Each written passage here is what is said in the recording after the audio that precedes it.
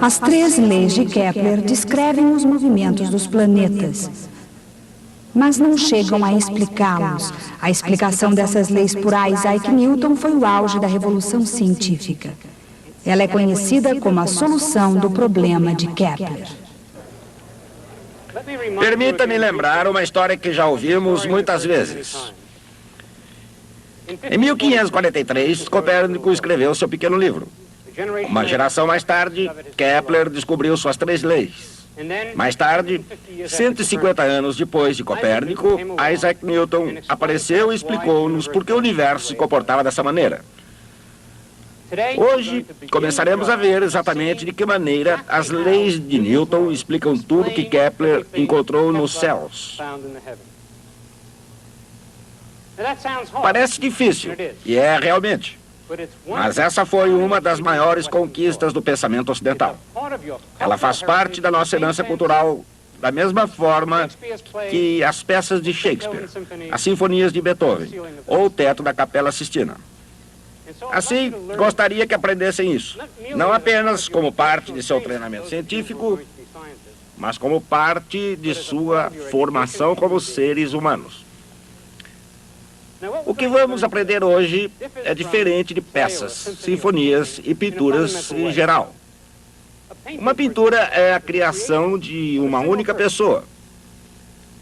Se qualquer pessoa, outra pessoa, tivesse pintado o teto da Capela Sistina, ela teria sido completamente diferente. Mas o que vamos aprender hoje é um fato sobre o universo físico. Se ele não tivesse sido descoberto por Newton, acabaria sendo descoberto por alguma outra pessoa. Portanto, não somos obrigados a proceder da mesma forma que Newton. Podemos utilizar artifícios que só apareceriam muito depois, como vetores e energia. E é exatamente isso que vamos fazer. Mas, uma vez concluída essa descoberta, ela será tão sua quanto foi originalmente de Newton. Será sua para sempre. Essa é a tarefa para a qual estamos nos preparando desde o início. E agora vamos começar. Isaac Newton imaginou que a força da gravidade é a responsável por órbitas elípticas. E através da matemática conseguiu provar que estava certo. Na matemática de Newton, estavam presentes a lei da gravidade segundo o inverso do quadrado da distância, assim como sua segunda lei do movimento.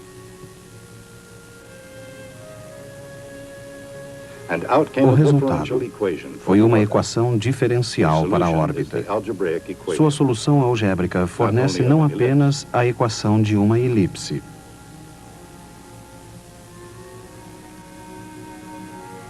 mas qualquer uma das secções cônicas.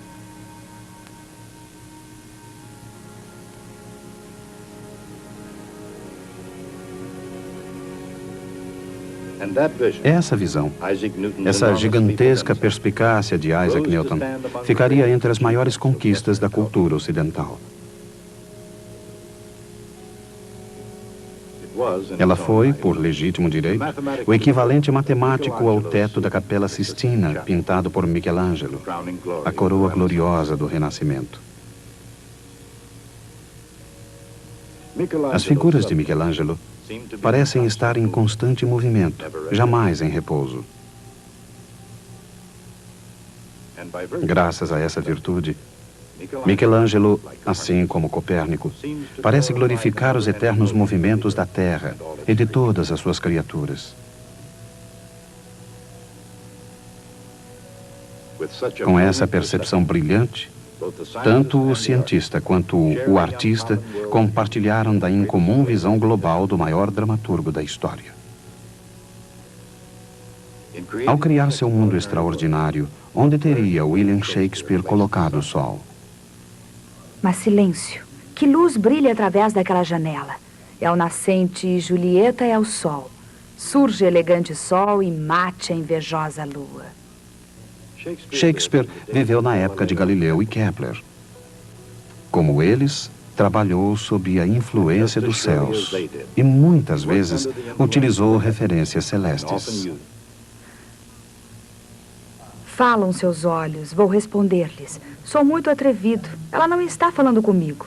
Duas das mais resplandecentes estrelas do céu, porque tinham algo a fazer, suplicaram aos olhos dela que brilhassem em suas esferas até que pudessem voltar. Que aconteceria se os olhos dela estivessem no firmamento e as estrelas em sua cabeça? O fulgor de suas faces envergonharia aquelas estrelas como a luz do dia de uma lâmpada. É claro que Shakespeare não foi o único gênio criativo a fazer uma forte ligação entre as artes e as ciências. Encontrando inspiração nas estrelas para compor a Ode à Alegria, Ludwig van Beethoven exaltou em música o firmamento celeste.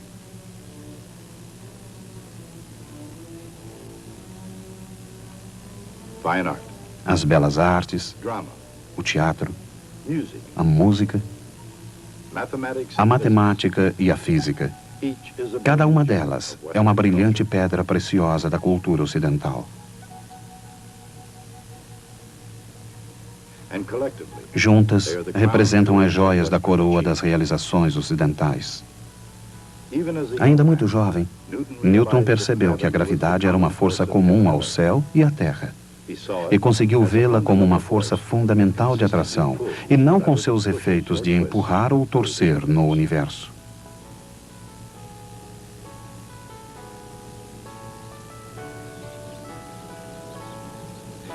Anos depois, com isso em mente, Isaac Newton pôde avaliar completamente o significado das leis de Kepler do movimento planetário. A torção ou torque não podem ser aplicados pela gravidade.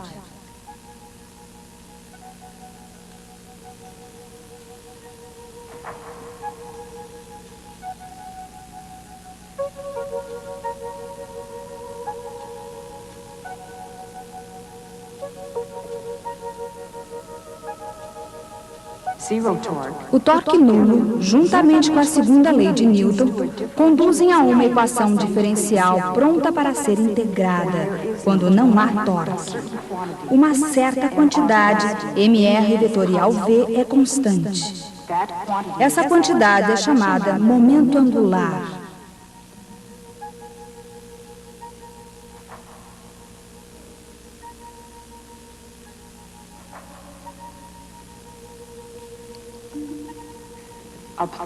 Um planeta em órbita com momento angular constante permanece num plano. Sua velocidade orbital varia de maneira perfeitamente determinada. A área ΔA varrida pelo seu raio vetor varia de forma constante.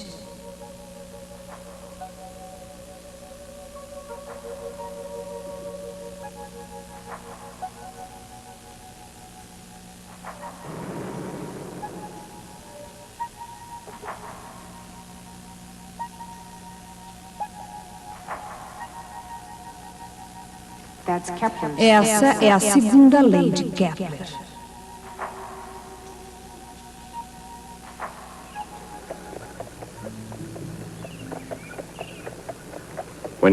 Quando Johannes Kepler lançou sua segunda lei, a atividade astrológica e a ciência da astronomia se confundiam. E qualquer que fosse o nome pelo qual era chamada, os termos da época eram permutáveis. Kepler, como matemático típico do seu tempo, utilizou a astronomia e a astrologia para ganhar dinheiro. Mas, ao contrário dos outros, Kepler utilizou a astronomia para alcançar uma verdade matemática, escondida desde o dia da criação. Ao mesmo tempo, com sua interpretação poética da astronomia, Shakespeare buscou uma equação universal, capaz de explicar as complexas ações e as complicadas emoções dos homens e das mulheres. E assim como Isaac Newton, suas observações influenciariam a maneira de o homem perceber a realidade. Seus métodos diferem. Newton dificilmente ficaria famoso pelo seu senso de humor.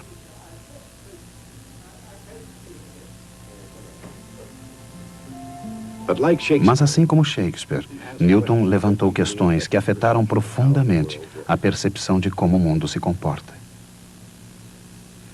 A descoberta de Newton de que as órbitas de todos os objetos celestes obedecem à equação das secções cônicas começou com uma pergunta. Por que as órbitas planetárias são elipses, com o raio vetor varrendo áreas iguais em tempos iguais?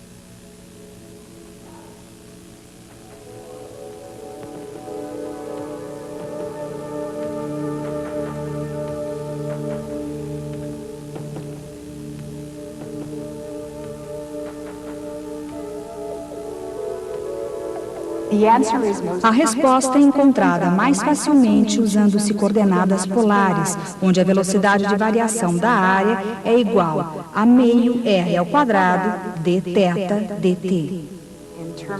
Em termos de momento angular, o resultado é uma equação diferencial que se aplica a todos os objetos que se movem sob a ação de uma força central, incluindo os planetas que se movem em órbitas elípticas sob a força da lei da gravitação universal de Newton.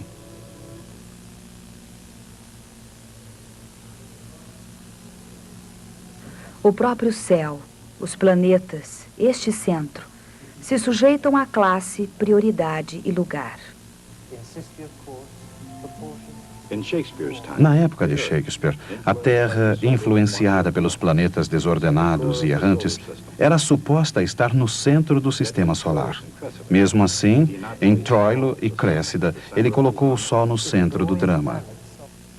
Estaria o glorioso planeta Sol em nobre eminência entronizado e encerrado entre outros cujos olhos medicinais corrigem todos os maus aspectos do demoníaco planeta e determinam tal qual o mandamento de um rei. Teria sido William Shakespeare, na verdade, um copernicano? Será que ele compartilhava a mesma visão global de Johannes Kepler? Como um personagem trágico do drama elisabetano, Kepler percorreu uma trajetória de experiências cruéis e irônicas, contemplando a perfeita harmonia nos céus e vivenciando a total discórdia na Terra.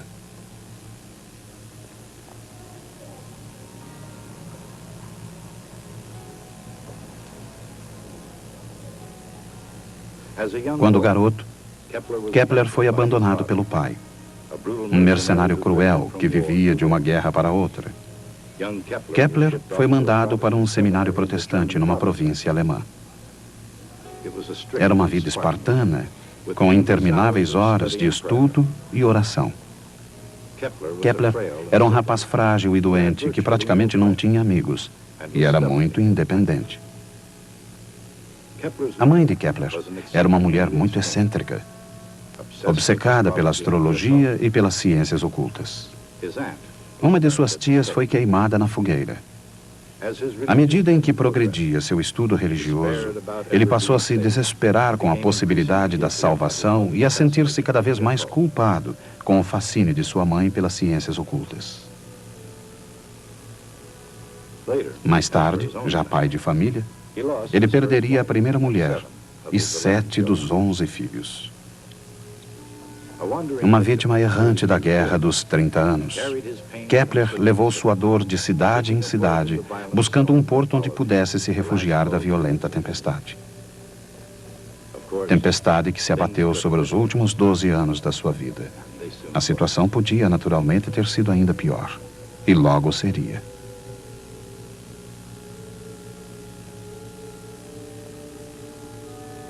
Em 1615, a mãe de Kepler foi levada ao tribunal pela prática bastante comum, mas proibida, da feitiçaria. Arrasado com as notícias do julgamento da mãe, Kepler escreveu: "Meu coração quase explodiu. Embora estivesse finalmente conseguindo um verdadeiro progresso na obra de toda a sua vida, permaneceu ao lado da mãe durante 6 longos anos. Como o próprio Kepler descreveu a mãe como uma mulher teimosa, briguenta e mexeriqueira, essa sincera preocupação filial parece no mínimo curiosa. Será que, além da responsabilidade moral de bom filho, teria havido alguma outra razão para Kepler sentir-se tão devedor à sua mãe?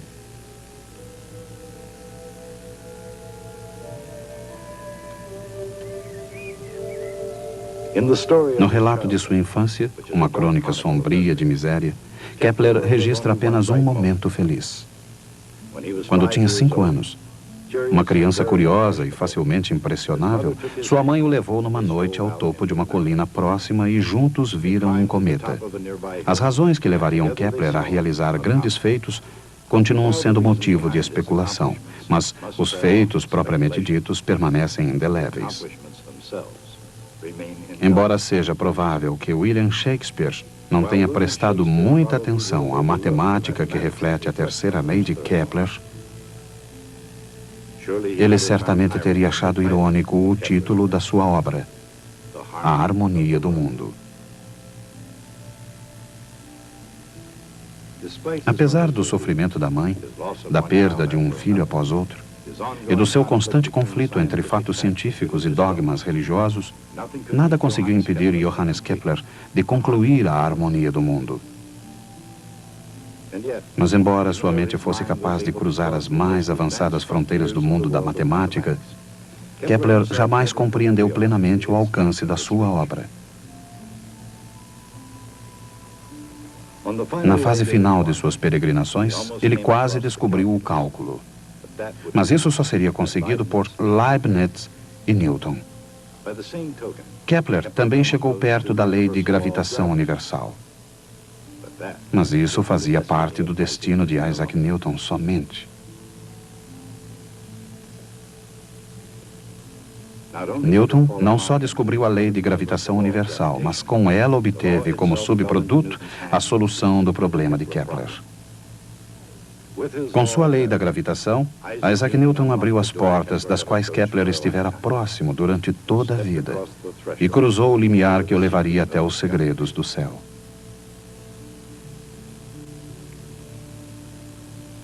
A lei de gravitação universal.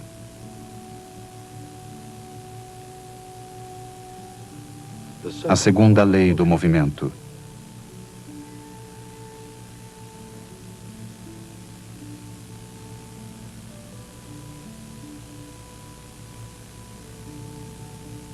A conservação do momento angular.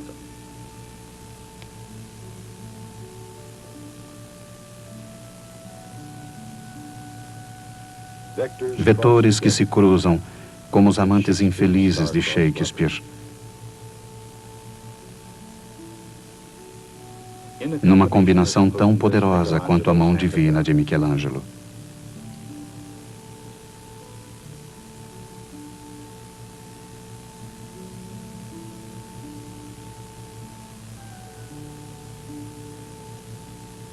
Produzindo um balé de vetores tão animado quanto uma sinfonia de Beethoven.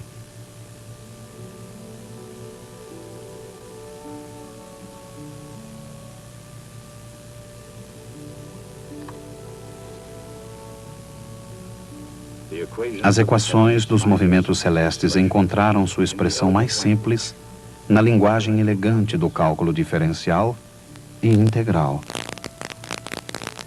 E esse, às vezes, deixando dúvidas sobre a constante aditiva. Integral e constante. As elipses celestes se mostram como uma generalização das circunferências perfeitas definidas na geometria básica.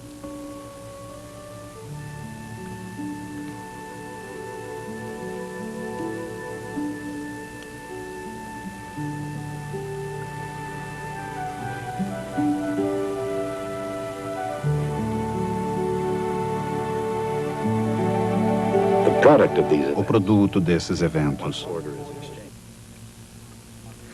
Uma vez alterada a ordem e permitida a liberdade da massa,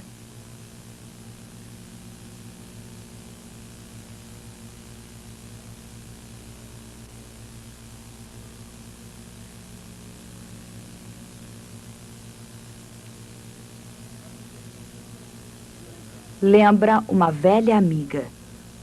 Uma curva de aspecto familiar.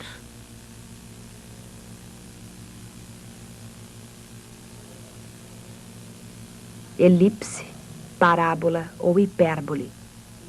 Todas têm os seus arcos descritos na tapeçaria celeste. E assim, Isaac Newton foi o primeiro a descobrir que a força da gravidade move todos os corpos celestes ao longo de secções cônicas. E como os planetas se movem em curvas fechadas, suas órbitas são elipses. Casualmente, Newton compartilhou essa descoberta com Edmund Halley. Mas a reação de Halley talvez tenha logo se transformado de pura alegria no mais absoluto horror. Newton não tinha apenas perdido seus cálculos para a solução do problema de Kepler, como também esquecera como havia deduzido a prova matemática. Mas, pressionado por Halley, Newton recomeçou calmamente a resolver aquele que talvez seja o problema mais complexo do mundo científico. E desta vez, ele revelaria o segredo matemático do universo.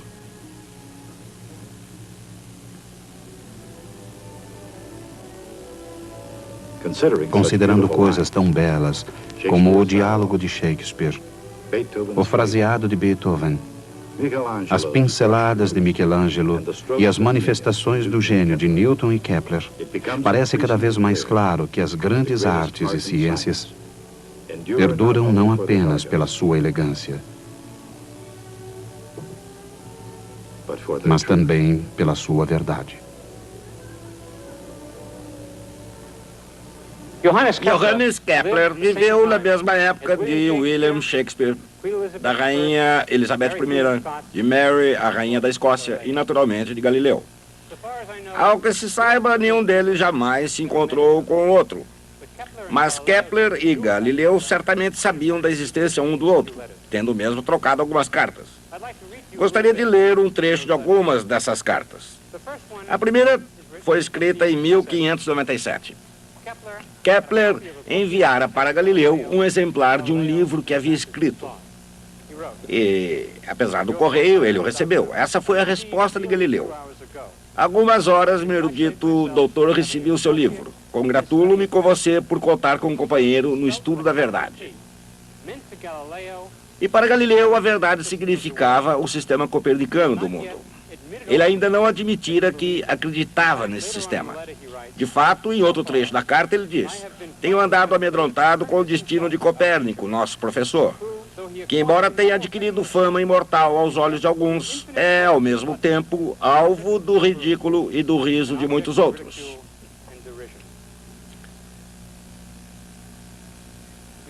Vocês se lembram que, 40 anos mais tarde, o próprio Galileu foi levado a julgamento por adotar o sistema copernicano. A segunda carta foi escrita em 1610. Galileu fizera suas descobertas com o novo telescópio e tinha escrito um livro intitulado O Mensageiro Estrelado. Mas o livro foi recebido com indiferença ou hostilidade. Enviou um exemplar para Kepler e ficou aguardando ansiosamente sua resposta. Kepler respondeu com sua generosidade característica. Galileu escreveu de volta: sou-lhe grato por ser o primeiro a demonstrar fé absoluta nas minhas afirmativas, o que não se surpreende tendo em vista a sua nobreza e seu gênio. Kepler perguntou a Galileu como ele poderia ver o céu através de um telescópio, como o que Galileu tinha construído. Galileu respondeu que também ele não tinha um telescópio. De fato, o meu é magnífico. É capaz de multiplicar as imagens mais de 1000 vezes, mas já não é meu. O grão-duque de Toscana me solicitou que o cedesse para ser guardado em seu tribunal, para que sua memória fosse preservada para sempre. Qualquer cientista hoje conhece bem os riscos e perigos de trabalhar sob patrocínio governamental.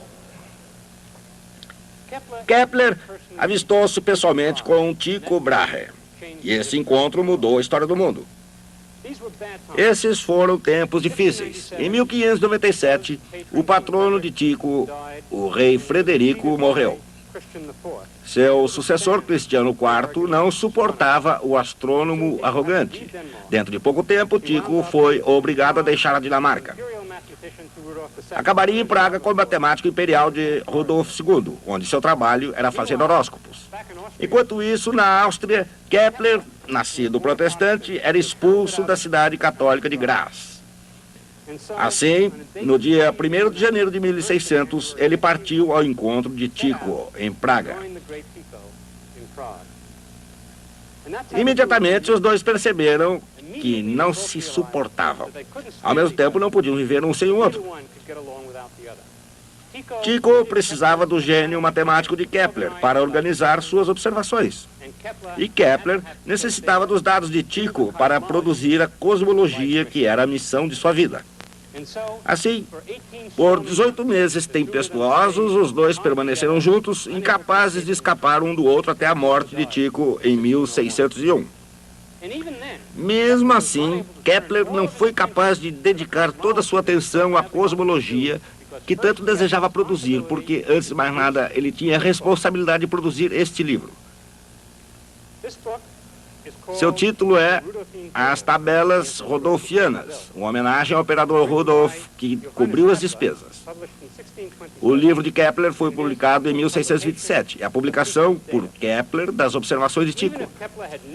Mesmo que Kepler jamais tivesse descoberto suas 3 leis, ele seria lembrado hoje porque esse livro tornou a astronomia 100 vezes mais precisa do que era até então. Até a próxima.